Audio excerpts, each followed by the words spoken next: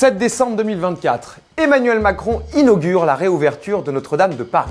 Je me tiens devant vous avant que ne commence la liturgie pour vous dire la gratitude de la nation française.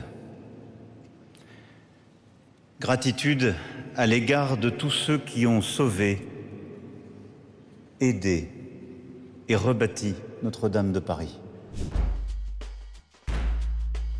De quoi Notre-Dame de Paris est-elle vraiment le nom? Ça n'est pas n'importe quelle église et sa fonction n'est pas seulement religieuse. En 1638, le roi Louis XIII décide que les cathédrales seront désormais dédiées à la gloire du royaume. Et au centre de toutes, il y a bien sûr Notre-Dame de Paris.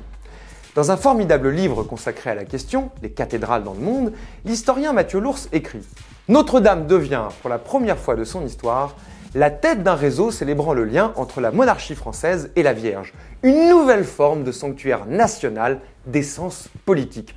Outre la personne du roi, c'est l'État qui est aussi célébré. Et comme nous savons, l'État en France survit à tout.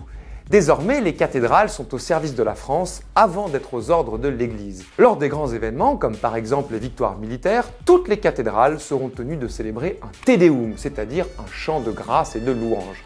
Elles obéissent désormais au conseil du roi, donc directement à l'administration royale. Le roi Louis XIV ordonne par exemple la réalisation de travaux dans la cathédrale, est édifié un nouveau maître-autel avec de chaque côté une statue de Louis XIII et de Louis XIV. C'est la première fois que des portraits sculptés d'un souverain, et même de deux, intègrent une cathédrale à l'époque moderne. Pour le dire clairement, désormais, Notre-Dame est aussi un lieu de pouvoir. Elle a donc une fonction civile et militaire. En 1643, les armées de Louis XV remportent la bataille de Rocroi contre l'Espagne et forcément, il y a un Te Deum à Notre-Dame. On suspend même les étendards de l'adversaire dans l'édifice. De 1610 à 1789, ce sont plus de 200 Te Deum à la gloire de la monarchie française qui auront lieu. Cette appropriation un peu cavalière de l'État s'accompagne quand même de bonnes nouvelles. Dieu merci, il y a une contrepartie et elle est financière. La monarchie prend désormais en charge les travaux des cathédrales, pas toutes bien sûr, mais enfin de beaucoup. Pendant la Révolution française, Notre-Dame de Paris sera transformée, dégradée, et servira même d'entrepôt pour des tonneaux de vin. Mais elle reprend du service sous Napoléon Bonaparte. Ce dernier la restaure dans ses fonctions officielles. Le 2 décembre 1804, il se fait sacrer empereur en présence du pape Pie VII dans la cathédrale Notre-Dame de Paris. Une cérémonie grandiose, immortalisée par le célèbre tableau du peintre David. Mais ce qu'on sait moins, ce qui n'apparaît pas sur le tableau, c'est le serment constitutionnel que Napoléon va prêter en haut d'une estrade à l'extrémité ouest de la cathédrale.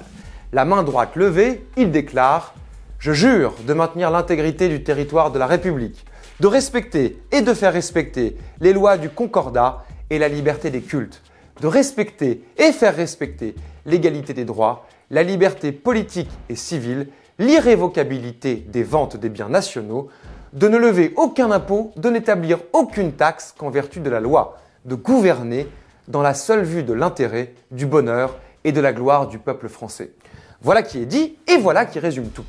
Notre-Dame est l'endroit où se rencontre la sacralité de la France et celle de l'Église, où l'intérêt de l'État égale celui de Dieu, y compris en République.